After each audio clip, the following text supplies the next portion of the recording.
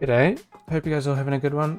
In today's video, I'm going to be covering subgraphs. I briefly covered that in an earlier tutorial when they were, not tutorial, but video, when I was talking about the new update. But in this tutorial, I'm going to be fully covering them and their pros and why you should use them. So first and foremost, what even are subgraphs? Right? You can access them by right-clicking and then finding a subgraph node. And, by default, there's also already a subgraph there. But you can find it, double-click it, and there's nothing here. Why is that?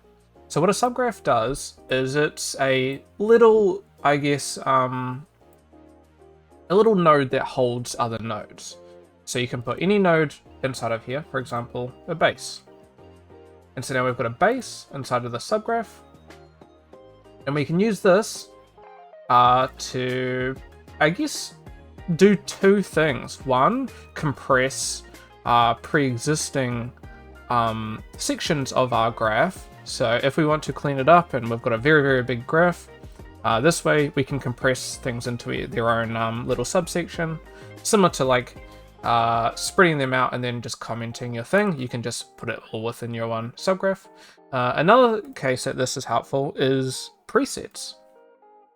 So think similar to Gaia and how you've got, a mountain preset, you've got a desert preset, you've got all these different presets that you can utilize. Not talking about preset projects, but like the nodes themselves. You've got like the mountain node, right? All that is just a preset of defined nodes within them behind the scenes, most likely. And this is treated similarly.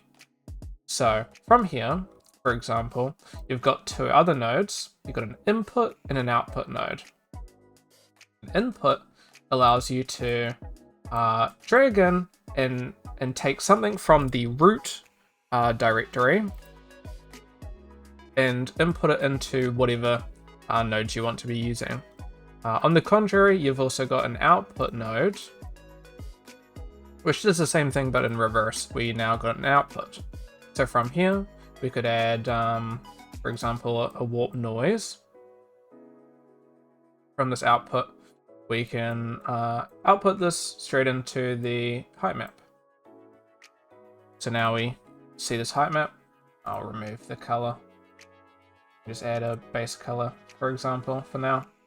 So from here, as per normal, you can play around with the scale as it would, and it utilizes the information from the warp and then putting it into this base height map in here, which is once again outputted and can be accessed whenever. Now, by default, that's already pretty interesting. That's like the bare bones of the whole, like how you'd go about utilizing these subgraphs. Then it can get a lot more complex when you start adding, for example, I went for a color, so let's just go colorizer. Let's use, for example, color gradient. We'll just grab any random one. If we use AO, ambient, what's it classified under? Oh, let's just use, for example, mask occlusion is what it is. Let's do a gradient. So from here, we can sort of see how that's going to be working. So if we use one of these, see what we like. I think this one looks pretty cool. From here, we can also set another output. Oops, can't drag it from there. Output here. And boom. Now we've added ourselves a color output, which you can use there. As you can see, we're kind of working, our base is all set up and working within this one subgraph. Now, once playing around with this, you can get some really, really cool combinations. So I'll give you some examples of how you can fully make the most of these subgraphs.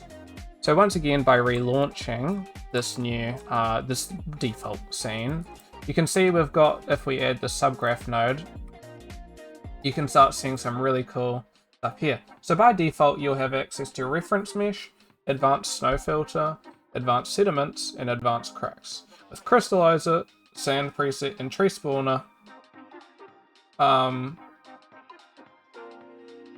we're missing one that I added earlier. Sorry about that random cut. I was just setting it up so I can show you guys the full extent.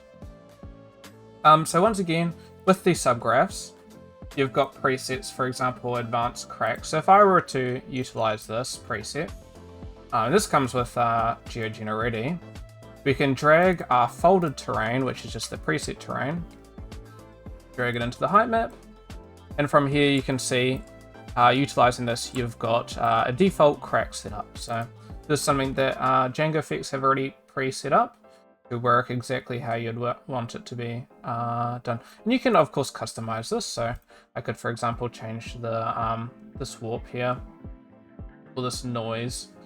So if I want to increase or decrease this relative height, I can still do that, and it'll have an effect on the base height map if I put that in, as you can see. So it's pretty cool, and you can do this with a lot of stuff. So I could do advanced sediment and make sure I set everything up. And so this will have its own little changes, as you can see there. It applies sediment, and of course you can go and play around with all these controls there. So to give an example of some of how I would utilize these subgraphs, is I have a couple that I don't need to keep deleting them. That's just force of habit, because you can just quickly change them in here.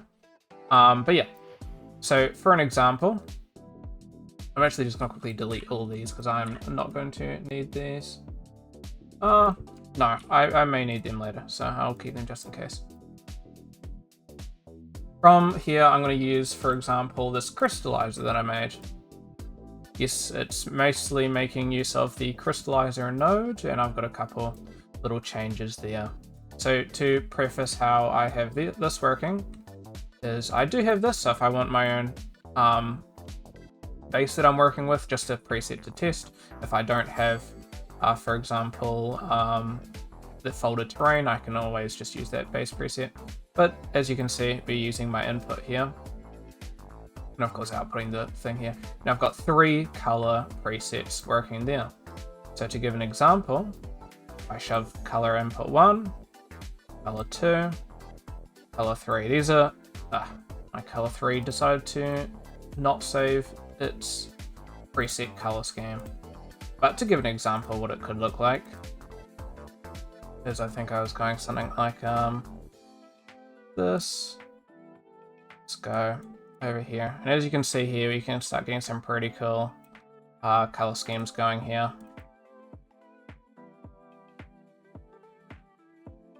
This is an example of how you could kind of go about achieving some cool presets and stuff. Yeah, I have had run into the occasional thing with some parts just not saving properly. Like occasionally I'll save and then, you know, like for example, as I mentioned, that color 3 output didn't save for whatever reason. Maybe that was something on my end. Maybe there may be something more to it. Another thing that I've found is naming conventions. I've named, for example, all these outputs, and then I'll go and save it and then import it. It doesn't seem to save the naming conventions there. So that's something that I'd like to see in the future with it. But another example of how this can be used is, for example, this rock spawner that I have. I don't think this will work by default, amazingly, but this is an example here of spawning in some rocks. Yes, so by default. I never fully set this one up, I just quickly did this. So if I drag out an import,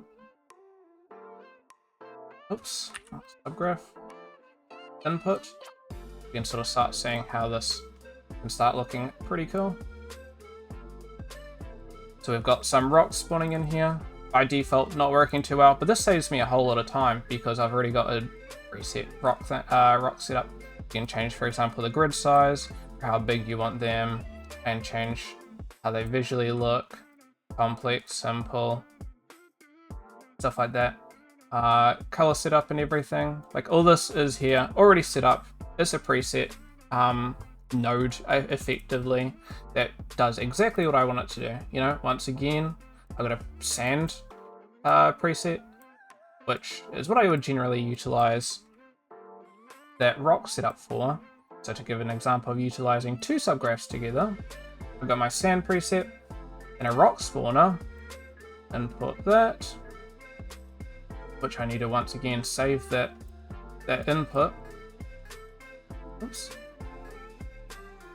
I need to save that at some point to save me a bit of time, but just quick, we can see how quickly you can start iterating and getting your own setups and stuff like that, and being able to just reuse these things. Now from here I can of course go and play around with whatever I want. So if I wanted in between here running, let's just say, oh, I don't know, a filter, let's do a filter of, I don't know, fluvial erosion. You can of course go and run this, and then that is going to give you a completely different result, which doesn't seem to work too well with the way that I've set up my rocks, unfortunately. But it's just an example of how you can sort of approach some of these.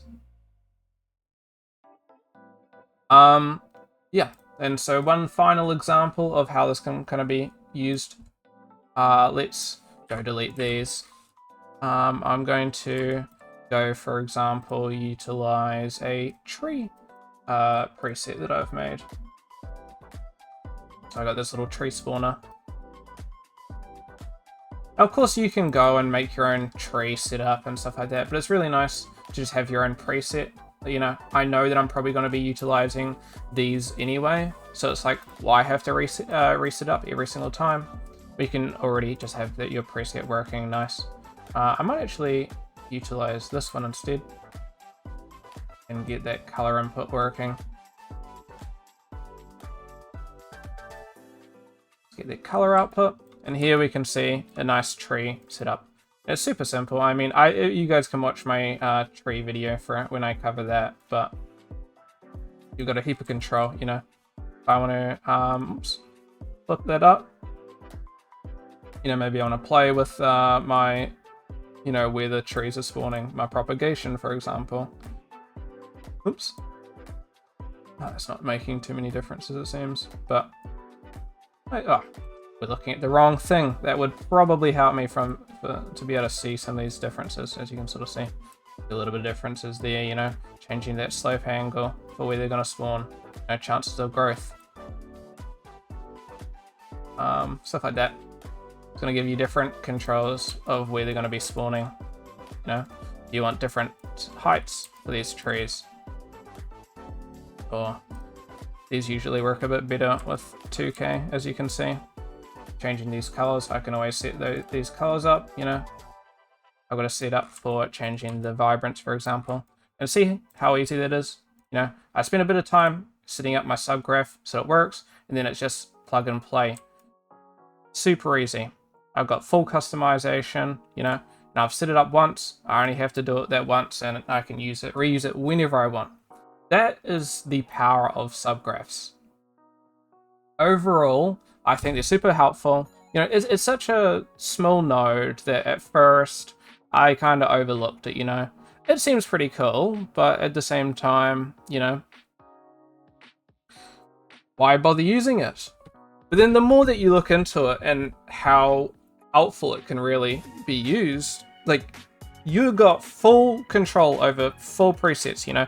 If you want to be doing crazy, you can do pretty much anything with these, right? If you want preset, because of course you've got your own, you know, files and stuff, but if you just export all your files as a preset, it's probably a whole heap easier, you know, oops, just saving that as a subgraph, and then just going away and just re-importing that into your next project. Saves you a heap of time, instead of having to go off of one thing that you've already got and having to try and find that file and everything. Boom, subgraph, just add it in here, you know. And then if you've got small setups for like tree spawning or rock spawning or my crystallizer or You know, these sorts of things. If you've got a really, really, really good erosion setup, or for example, I could grab my roads setup that I've done a couple of times and then just use that. So I've already got a road setup, don't have to keep going back. You know, how did I approach my roads before? Do I remember it? You know, boom, I've already got it set up. It's all ready, and I don't have to go about completely remaking it. So yeah, I think Subgraphs personally was a bit of a... It's a lot better than it originally looks. I think there's a lot that you can do with it. Some things that I would potentially want to see in the future with them. I would love to see more. I mean, of course, it's a matter of time, and then you know, Django going and making their own presets that they think are good. But you know, I've shown some pretty cool presets that I think are pretty cool. You know, with rocks, trees, maybe the crystallizer, stuff like that. You know. They're super quick and easy. I think you can get a bunch of preset files in here as well. So instead of having, like, it's nice to have a bunch of preset files in there, but also just having a bunch of presets in here is super easy to scroll through. Some things that I'd like to see, so I think those are really cool, and I'd like to see that be, you know, continued upon. Some minor, maybe bug fixing, I don't know, in regards to just the naming conventions occasionally. Like, I've renamed all my ones, and for some reason, like, you got height maps here and these have been renamed, but for some reason in my practice, I've never been able to get them to save. For example, I can go into Snowy Mountain, it's where I get my tree set up. Oh, and as you can see here, they have been named base height map, base output, where it's saved, of course, here. Then as soon as I go into something else, or maybe I have to close it, like delete my tree preset and resave it here, and maybe that will work. Let's find out. Something like that I do think though could be further improved upon. Okay, so it does save there, so maybe I have to go and re-add all my presets, but it would be nice if you update a subgraph, there's an easier way of, I don't know, maybe like a button somewhere in the subgraph thing where you just go update subgraph, and so it saves that subgraph instead of having to delete and resave the presets. Stuff like that would be nice. So I guess that's probably the only thing there that I think would be too good. But yeah, I hope that's been informative. I hope that's been helpful, and I'd love to see what you guys end up doing with them. Thank you for watching, and we'll catch you next time. See ya!